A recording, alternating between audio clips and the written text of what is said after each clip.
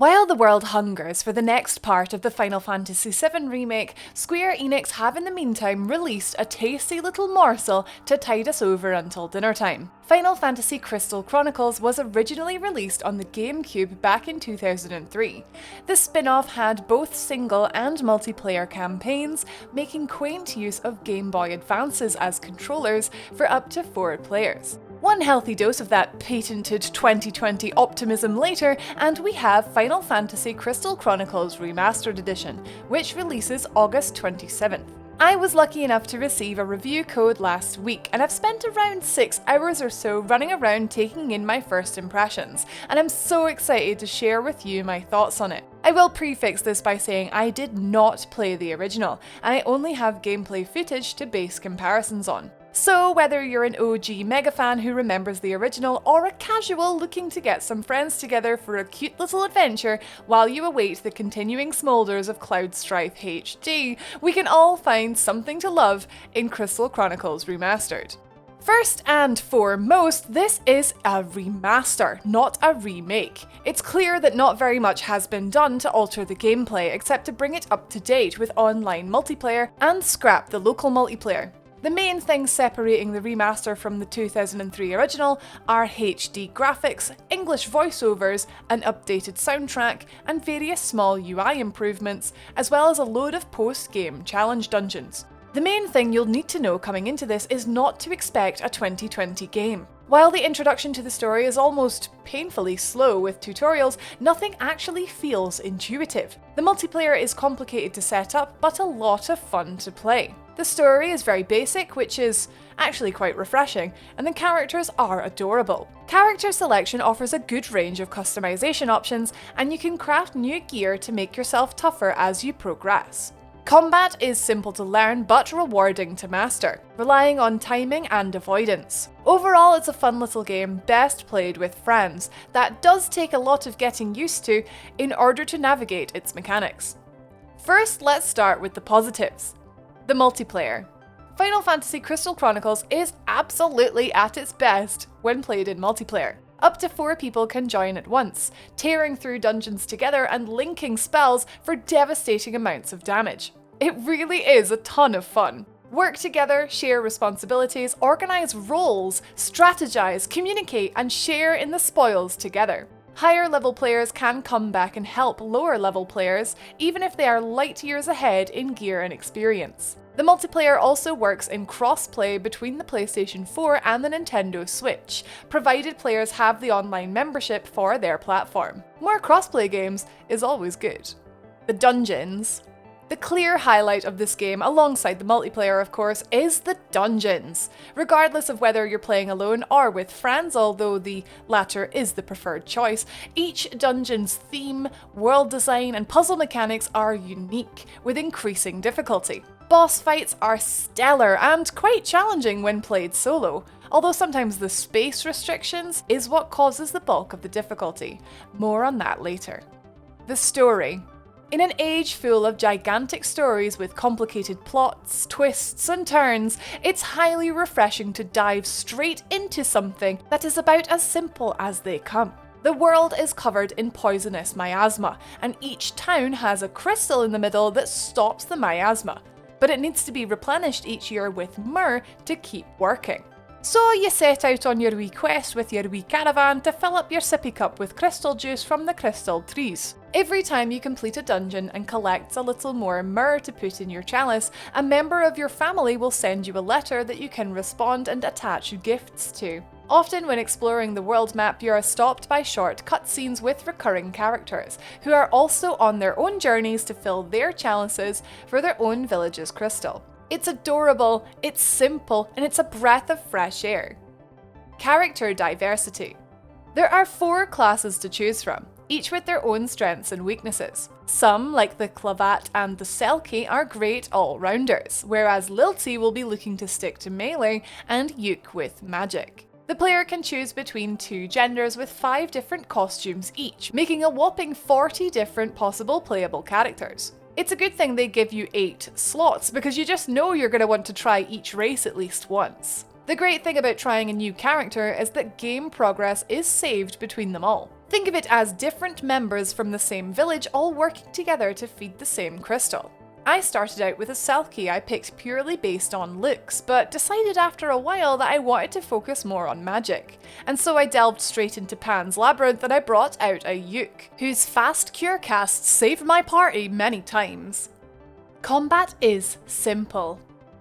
Away from the standard tropes of energy, ATB and mana of today, Crystal Chronicles only has a few simple combat mechanics which are quick and easy to learn. This is helped by a detailed tutorial that provides a safe space for you to get used to the controls. There are quick attacks and there are charged attacks. Magic attacks work the same as charged attacks, but they can be combined and fused together. Enemies will have the same attacks as you do, so you can recognise how to avoid them. Pause the game in single player at any time to switch around your abilities and heal up. By the end of your first dungeon, you will have the hang of combat, and it doesn't really change much throughout the game. The light version.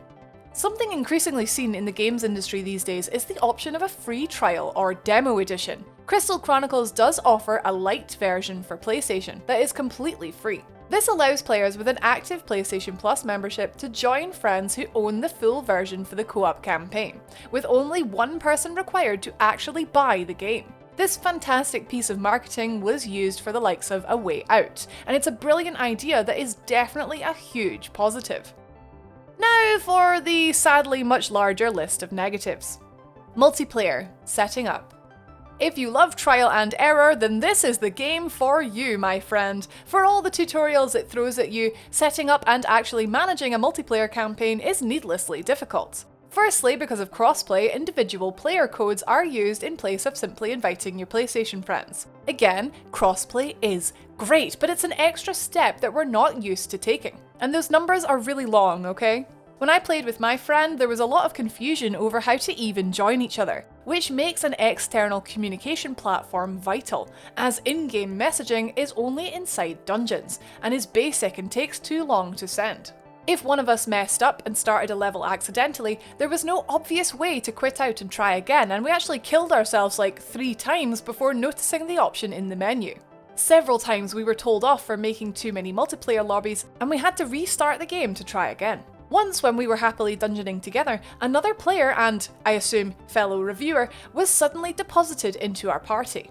They were kitted out in endgame gear and kept trying to force us to go faster than we were comfortable with. The experience should have been fun, but it was really stressful, and it took me a while to realise how I had managed to set my lobby as open instead of friends only.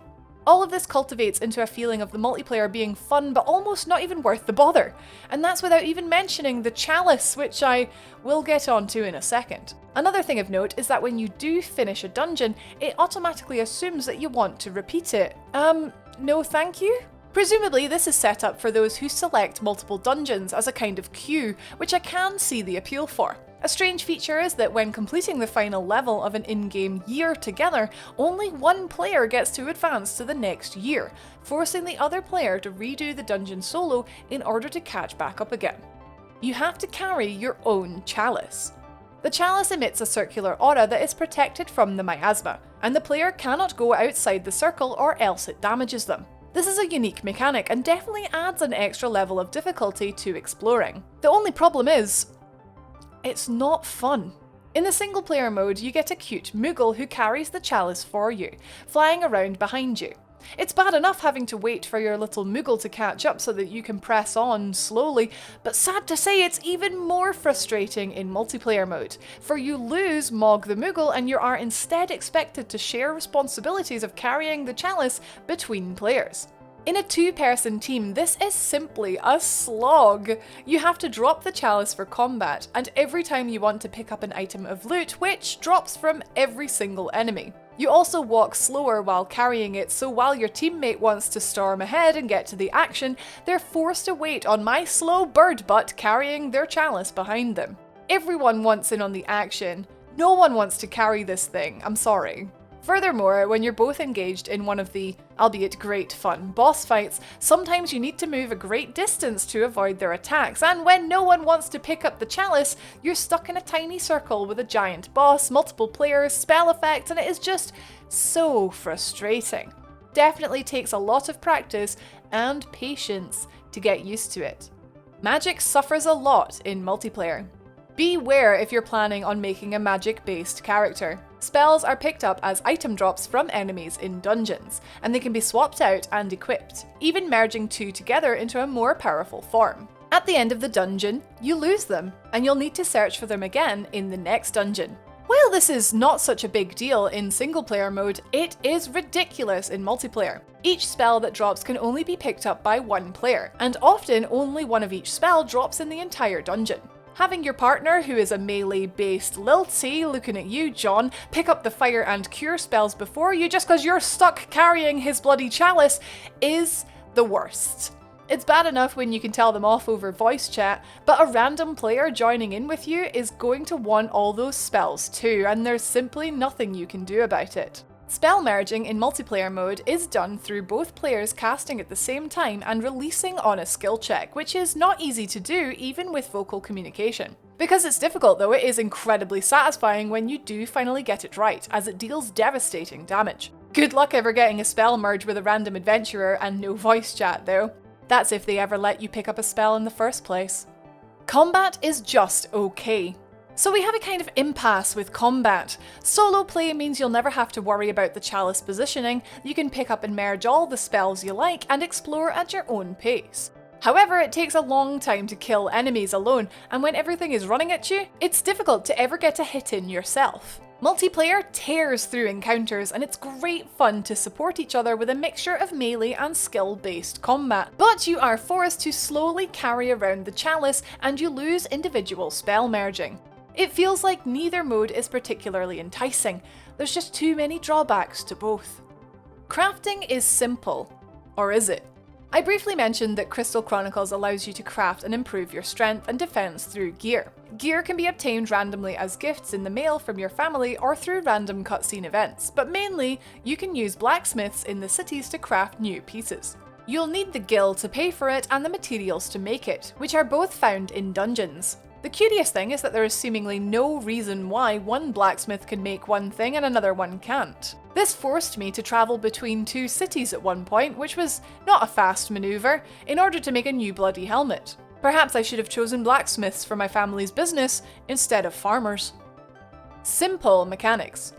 All in all, I'd estimate that it took at least 4 hours with a mixture of solo and co-op play to get to grips with how to effectively play the game. This might not seem like a lot compared to how long it takes you to learn a modern game, but in this instance, there were so many little frustrations that all built up that just made it quite difficult to want to continue playing.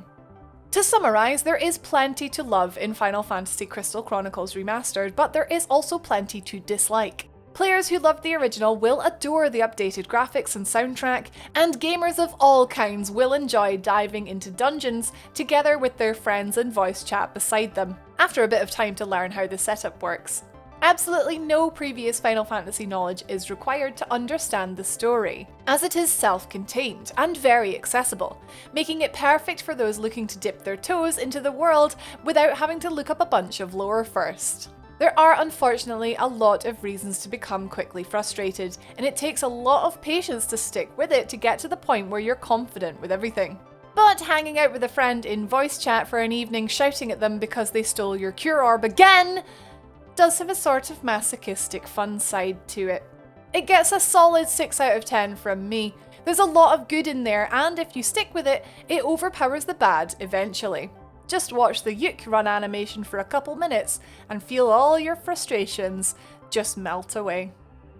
And that was my review of Final Fantasy Crystal Chronicles. It's been a long time since I've done one of these, a year in fact, something like that. I hope you enjoyed it. Please let me know your thoughts in the comments below. If you like the video, then I like you, and be sure to subscribe if you want to see my next video coming out with my first impressions gameplay in it. Ooh, all the gameplay. Thank you so much guys, take care of yourselves. I've been Rach, and I'll see you next time. Just look all around you, 'cause we'll be standing true. We can always help each other.